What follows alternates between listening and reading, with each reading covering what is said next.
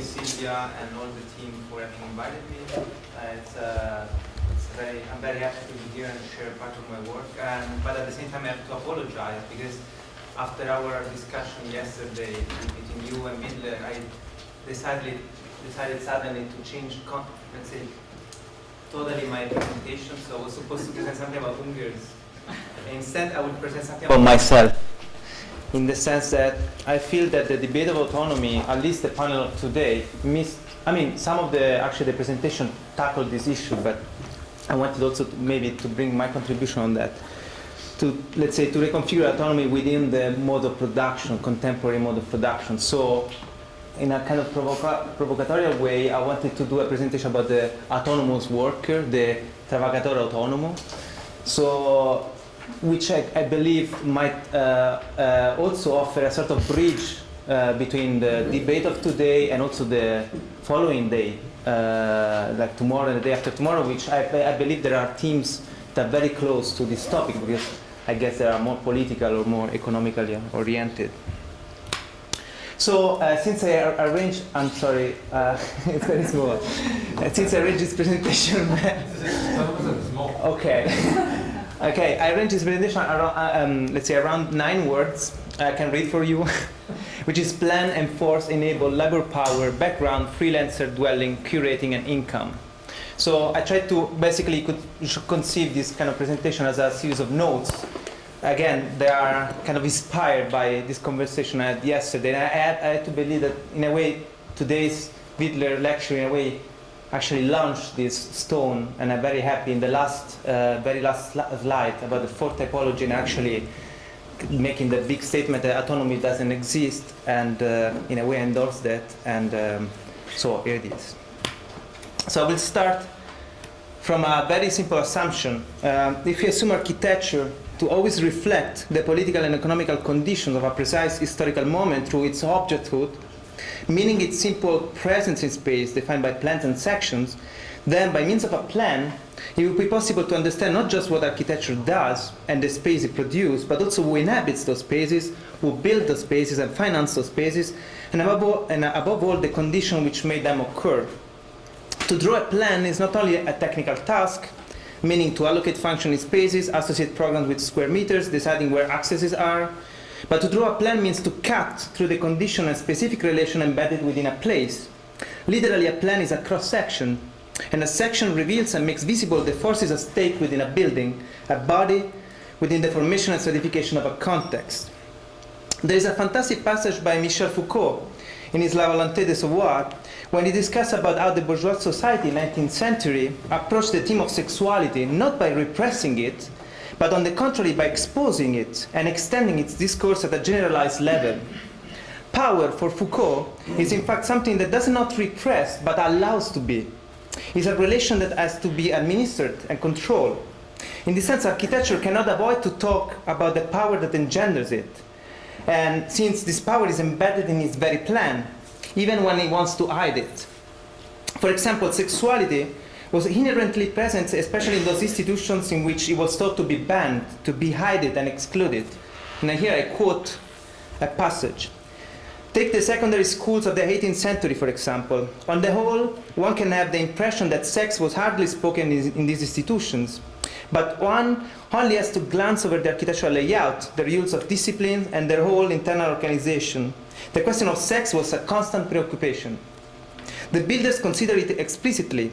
The organizers took it permanently into account. All who held a measure of authority were placed in a state of perpetual alert, which the fixtures, the precautions taken, the interplay of punishments and responsibilities never ceased to reiterate. The space for classes, the shape of the tables, the planning of recreation lessons, the distribution of dormitories with or without partitions, with or without curtains, the rules for monitoring bedtime and sleep periods, all these referred in the most prolific manner to the sexuality of the children. So we could say that in a plan, there is always a correspondence between epistemological discourses, technological, scientific, economical, like some of the presentation presented today, and a certain content, physical matter, population, children, prisoners, students, workers. These two are always penetrated by different relation power. In this way, I believe the plan of the modern factory, or the daily factory, in this sense is very paradigmatic to understand this relation, because it was the perfect combination of technological progress and scientific management of the labor force. This plan was possible by means of new construction material, concrete, and techniques, specific kind of trusses. The internal combination of steel bars and concrete, in fact, created the possibility of covering very large spaces, and large spans meant wider manufacturing areas, cleaner floors, flexibility of internal arrangements, fireproof structures, and the final replacement of mill construction. Here, the architecture was entirely deduced from the flow of production. The plan was a dynamic organization of actions, a systematic arrangement of machinery and labor force. On one side, it was a technological improvement of the manufacturing space, and supposedly an amelioration of the wealth of the workers. But on the other side was a system that allowed an increase, actually, the rate of production and also the exploitation. Highland Park plant in Detroit is perhaps the most famous plan of Albert Kahn, the architect of Henry Ford. This was actually his very first building for Henry Ford, where the first automotive assembly line was built, was tested actually. Ford wanted the entire production process under one roof, and so Albert Kahn designed a three-dimensional concrete frame, 4-story high, surrounding a large horizontal glazed floor for the machine rooms. All the elevators, staircases, and toilets and restrooms were concentrated in towers on the side. In this building, you can this is the, let's say, front building, the old building, and then behind this, beside this kind of huge building, there is the machine rooms. These are the interior spaces. In this building, you can clearly see the three fundamental concepts of mass production, as Ford himself wrote: the planned orderly progression of the commodity through the shop, the delivery of work instead of leaving it to the workman's initiative to find it, and the analysis of operation in their constituent parts. I can explain this, let's say, thoroughly. For example, in Highland Park, the plan orderly progression of the commodity to the shop, you have to consider that in Highland Park, almost 1,000 cars per day were completed. So there were 640 tons constantly circulating across the workshop before being assembled into the final car. So transportation of the raw material across the space was a must, and let's say it was necessary to carefully plan it in order to shorten the travel distance, and of course to reduce the spacing between the different location points, and especially limit the workers', let's say, movements around the space. The second, the delivery of work instead of leaving it to the workman initiative to find it. This anticipated in a way the Taylor's scientific management, because basically all human movements were calculated to make every square meter of the floor to produce profit. So work slide, craneways, monorails, gravity slides, belt chains, conveyors, all reduce the cost, the fixed cost of the plan, and also, most importantly, they produce a space that was proceeding at the same speed. So the entire building was, in a way, moving at the same homogeneous, let's say, speed. So this also required a kind of supervision of the workers, not only, let's say, from the discipline of the worker, but also to inspect the different passage of the assembly line. So there were a lot of figures within the factory, not only the workers themselves, but also the checkers. So there were clerks, inspectors, foremen, sub-foremen, shortage chaser, that they were the guys that checking if the material was inlaid or not, according to the position. Last, the analysis of operation into their constituent parts. So all the operation of the factory, of course, were recorded and subdivided in small actions that even the most unskilled worker was able to do. Actually, of course, Henry Ford preferred people that didn't know much how to work in this environment, in order that could be even better controlled, rather than having, let's say, smart technicians. Actually, he reserved the smart technician to be his kind of research group in order to innovate the factory itself.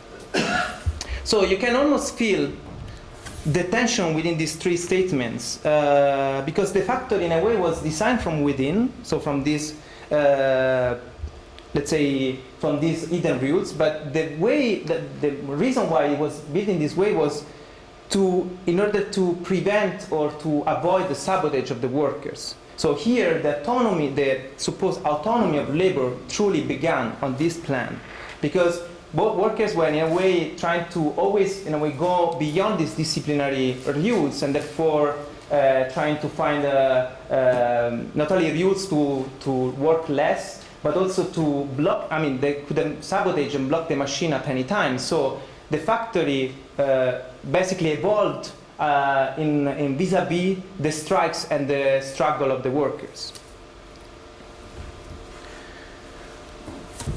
Another context, but not so far from that, almost contemporary. Berlin in the 20s was a city that counted the highest number of salaried employees, with these almost 4 million inhabitants, just after London and New York. A metropolis with 900 square kilometers to be administered required wide plans and to concentrate investment and mass production. So in this sense, the Greater Berlin Building Plan by Martin Mackler in 1917, or the following Martin Wagner's New Berlin in 1924, the big plans of Berlin, tried to endorse the construction of new business centers and directional centers, especially promoting the tertiary sector, so basically the rising cognitive labor within the metropolis. At the same time, Mies van der Rohe and Ludwig Mearsheimer postulated some of their most radical projects. And I'm showing here this project because this project pushed forward an idea that Mies defined as a pure enabling construction. Their intention was very clear. Since mechanization lacked any spiritual purpose or spatial theorization, they promoted an advanced use of technology through the use of pure elementary forms and a calculated economy of powers and material. So the problem at stake in these projects was in fact not to impose new or better forms of space, but rather to extract coherent formal principles from the same productive potential of the metropolis. So what they tried to do was not really to impose a form on the city, but actually to generate a form from the city itself, from the new production forces that were developing in the city itself. So Mies' proposal for a borough house, for a house of work, was the clearest demonstration of this assumption. It was a pure shelter for human activities, an architecture reduced to a simple frame of organization. As Mies instead declared, the office building was, and I quote, a house of work, of organization, of clarity, of economy. Bright white workrooms, uncluttered, undivided, only articulated according to the organism of the firm. The greatest effect with the least expenditure of means. The material are concrete, iron, and glass. Ferroconcrete buildings are essentially skeleton structures. Here's the plan, the partial plan.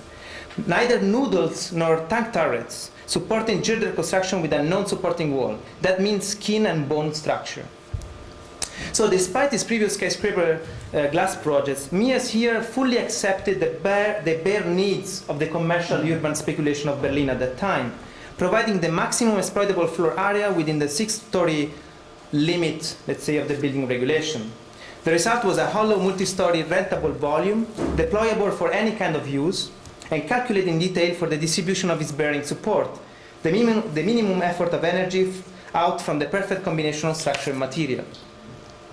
In a way, the same would do Ludwig Mearsheimer a few years later with his entry for, which in a way actually, Mearsheimer was heavily influenced by Albert Kahn. He even photographed the factory that I just showed you before. In a way, tried to implement this. You can almost see the same plan, you see the same turrets on the. So in a way, it was very, very much, let's say, influenced by that. But he applied the same plan to a totally different purpose. So to a cognitive factory. So to a factory that has to be populated for brain workers. So it's interesting because in a way, he transformed. He tried to implement the assembly line of machine to an assembly line of brains. And this is the plan. And it's interesting that in the building, if all the floors were so empty and generic in order to host whatever kind of activity, you had also to consider that in the gigantic plinth that is in the ground floor, there is only parking lot and a huge exhibition space. So you see that there are new kind of program, intellectual kind of program coming out from the metropolis itself. I mean, Weimar Republic.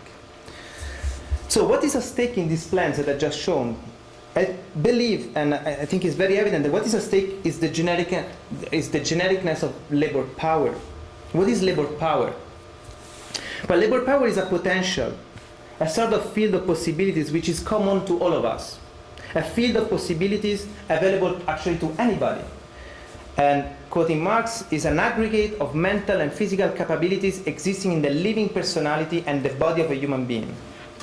Such a generic disposition to production can only exist in the body of the worker as a possibility to be actualized. So it is a potential on which the existence of individuals develops according to the material conditions. A potential, in fact, is never concretely exploitable. Being something that is not there yet is a potential, is is the presence of an absence, if you want. It is something that might turn into actuality and assume a tangible form, but not necessarily. Potential is the faculty of not being, or not acting, or not doing something, if you think about it. It's the possibility of refusing. And what is not necessary to be is, in fact, the essence of choice, is the essence of freedom. I mean, the fact that you have a wide range of possibilities, but you can choose among them. So you are not forced to do that. That is the potential. So human beings, in a way, have twofold character, composed of both singular determination, a bit of what we saw today talking about Eisenman, but they are composed of both singular determination and common faculties, which are continuously negotiated through a process of individuation, what Marx called social individual. So basically labor power is common to all of us, but each of us develops it in a different way according to his own material circumstances. Men, in fact, in general, are not specialized creatures in the sense that they don't have a nature, but they have to constantly create their own nature, their own spaces of survival. So differently from any other animal, which are bound with instinct and specific environments, men do not have a specific environment. So they are the only living beings able to inhabit the world as a totality. So reducing the infinite vagueness, extension of the world into special delimitations. This is extremely productive labor. So actually labor is precisely this ability to act and react to the uncertainty of the world. Actually, this is a very interesting concept that even Vitruvius defined in his 10th book of the Architettura. He called it solertia. The solertia is the ingeniousness of man that is able to tame nature and in a way to make it inhabitable. And actually, it's interesting, just to open and close, that this solertia always develop in moments of danger. So not by chance, Vitruvius talked about this in the very last book of the Architettura. There is the book on machines and war machines and military stratagems. So the solertia is this activity, this rational activity of between practicality and extremely abstract notions. So when you have an enemy in front of you, you have to think about defeating him in order to save your life, but also to think strategically how to defeat them, to defeat it. So the machines for him are both material machines, but also abstract machines. So it's precisely this constant, if you want, endless source of production, the labor force, that in a way produced this shift from an enforcing plan to an enabling plan. So a plan that, as in the factory, in a way ordered the labor force through a certain disciplinary movement, to disciplinary rules, to a plan instead that allows anything to happen, allows people to just be themselves.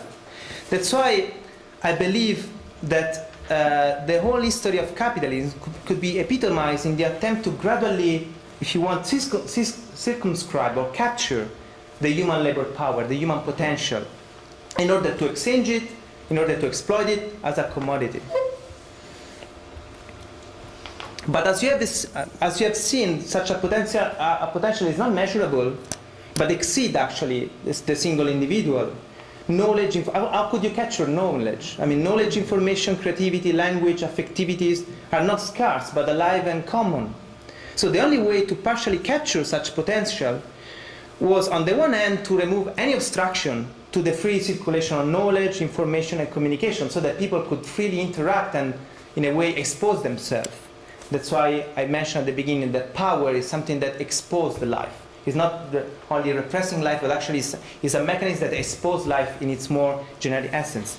But on the other hand, it increased a subtle system of control and measurement. So, for example, how could you control knowledge or or the production of knowledge? Well, through credits, copyrights, patents, rates. If you are part of the academic, let's say, working environment, you are judged by the number of articles, the number of quotation you get. So there are always kind of numbers that are able to index you within a kind of productive system. And I love to, in a way, see this shift in contemporary architecture, because the contemporary architecture of production, especially the ones devoted to cognitive the one dedicated to cognitive production, so from offices to universities to co-working spaces, have been reduced to a simple load-bearing support, to a typical plan like the one I'm showing you. So a sort of zero-degree architecture that nowadays is becoming a sort of trend. So why this plan? Well, in order to not restrain nor obstruct the potential of the labor power, contemporary architecture of production has been transformed into a pure background, released from the burden of machinery and developed as a pure infrastructure of brains, reducing fixed capital, let's say machinery, and let's say assembly line, to a simple shelter of columns and beams, cables and servers, false ceiling and endless carpets. Emptiness and flexibility became unavoidable commandments of the immaterial factories. So, and at the same time, the industrial box that was always despised as the kind of a B-series architecture or not architecture at all, nowadays is becoming a sort of paradigm. I mean, take this Junya, fantastic actually, building of Junya Shigami. I mean, beside the extremely refined columns of 305 columns, if I'm not wrong, all particularly actually designed according to parametric design, but besides that, the space is basically a space of appearance, but where students and teachers can simply communicate without any obstruction. Or even this one that I think everybody knows, that although it's basically were attempts to transform the traditional arrangement of building function into an interior landscape made of a series of programs, zones, densities, rarefaction, into kind of an ecosystem of special episodes. So the plan is no longer managed by partitions or, let's say, disciplinary tools, but actually through a dynamic disposition of kind of precarious, if you want, partition or precarious densities of program.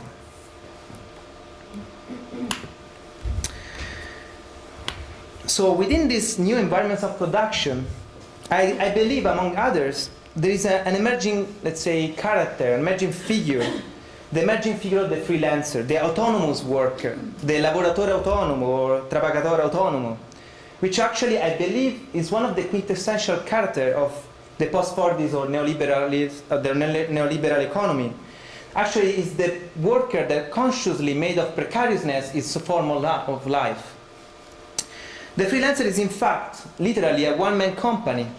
The freelancer is a particular worker who merged the three traditional roles of the enterprise within himself, within one single person.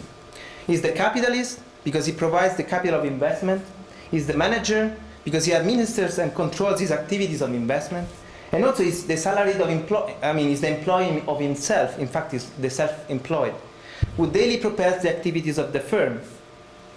The life of the freelancer coincides with his work, his compensation with his capital of investment, his daily rituals with his working shifts.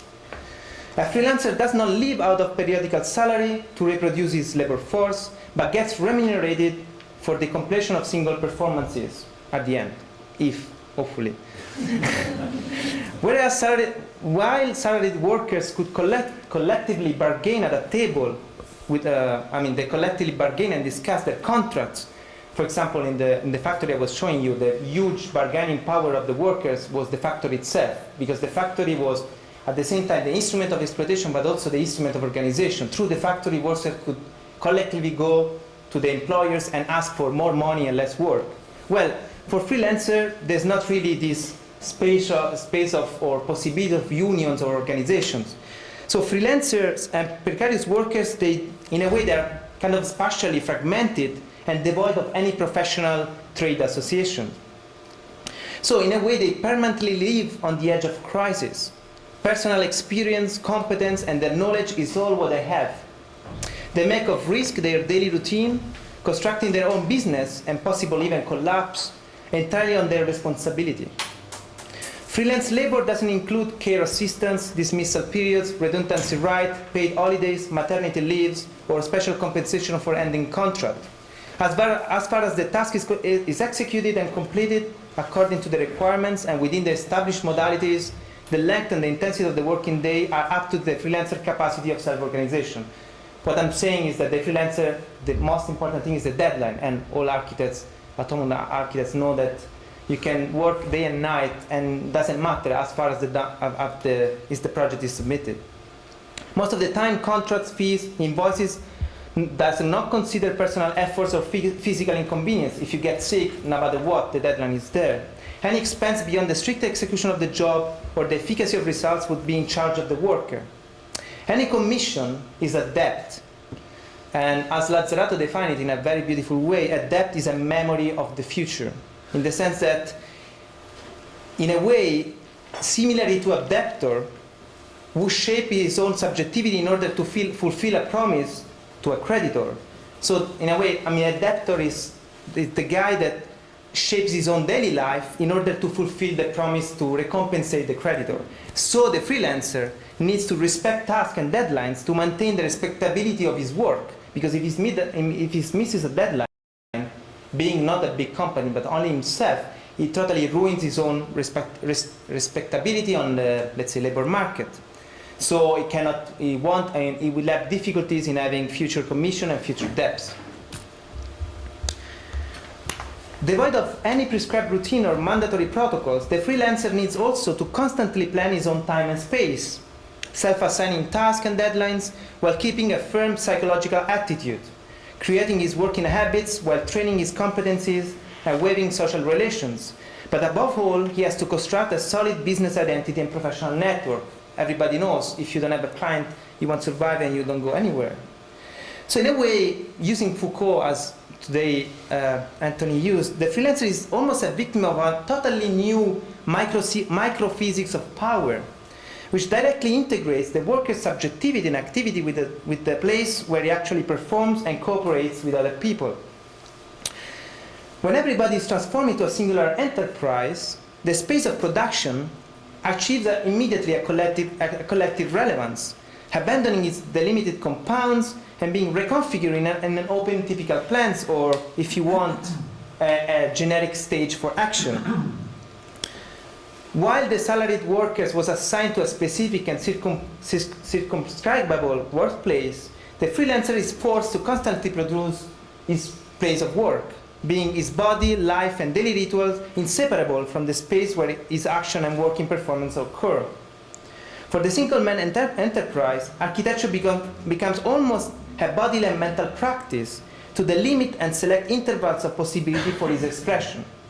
So the very act of inhabiting, furnishing, and making use of a portion of space achieves for the freelancer a political and economical resonance, coinciding with the extension of his life activities, and which are all embedded within, let's say, the process of valorization.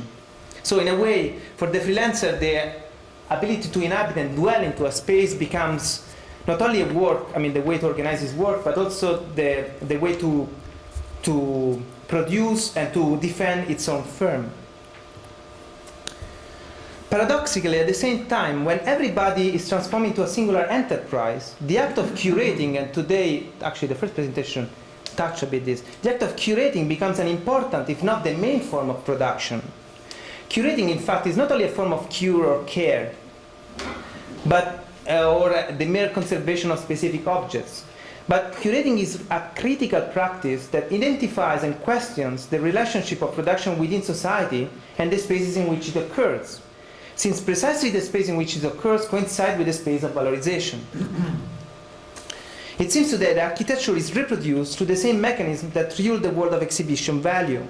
The figures of the curator is not only responsible for articulating the exhibition in itself, which means physically putting things in display for an exhibition, but actually the curator is responsible for critically arranging and structuring the meaning of the exhibition, and therefore of the general perception of architecture and its practice.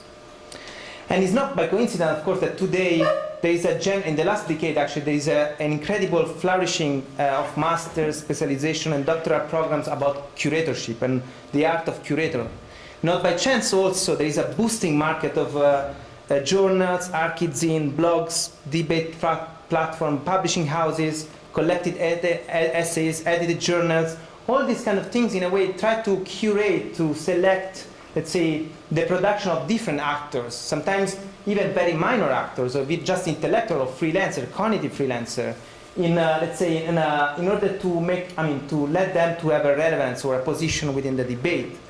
But also for the very architect, for the freelance architect, the act of curating is almost embodied within itself, because let's say, I had to say that professional work is becoming more and more similar to the one of the academic researcher, since let's say, the relevance of the contribution of the architect, the professional architect, is not anymore about the building itself, but it's how he communicates the building, how he propels the building into social network, how he, in a way, even if he didn't build the building itself, how he communicates the project to a public. So the manifesto that he writes for the building, the text associated to the building, more the building activity itself.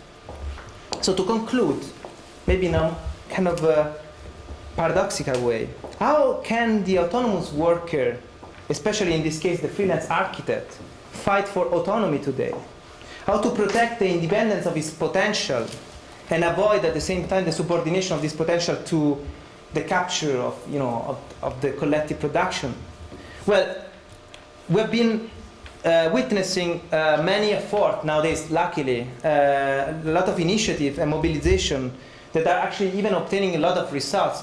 This is, for example, the architectural lobby and Peggy Dimmer that in a way initiated this kind of defense of the professional labor of the architect as work, because sometimes even the work of the architect is not even considered as labor, so it doesn't have rights. So what they are trying to do is also to push architects not only to ask for money and to have the work paid, but also to in a way spread a sense of collaboration, cooperation in order to unite the workers. So to establish unions and to in a way defend the right of the labor itself.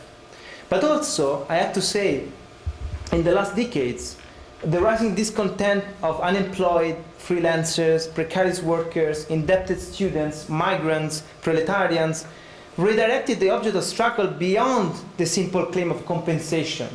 So they didn't want simply to have the work paid, but actually what I believe is a kind of, at least politically, it's an incredibly challenging statement, is to ask for the basic income. What is the basic income?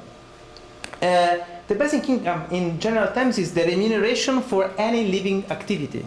So independently from any other form of, let's say, remuneration. So since we are living workers, since our labor force is the simple fact that we are living and we are thinking and therefore we are producing knowledge, even in our daily conversation anyway, we are enriching the collective production of knowledge. Only by doing that, we should perceive a basic income, let's say a little remuneration. The basic income is generalized, is egalitarian and non-discriminative redistribution of wealth, which comes before any labor relation, so for the simple act of living.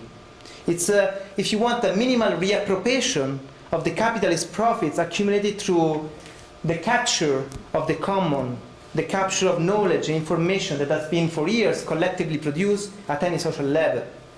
So we could claim that when this whole life is put at work, so the basic income will guarantee the remuneration for the simple act of living. The basic income is generic because it grants the life and the life itself, life activity, and its unmeasurable potential. The basic income is unconditional and is attributed for the sole human existence without demanding any further obligation. The basic income is individual because it corresponds to the life of a single, let's say, person. And also, in a way, it's an income that, in a way, is different. It's not a form of assistance, but it's let's say, a propositive, let's say, amount of money for people in order to simply express themselves that is beyond the welfare measure. It's not, I don't know, social assistance. It's not a salary. It's the simple, let's say, again, remuneration for the fact of living.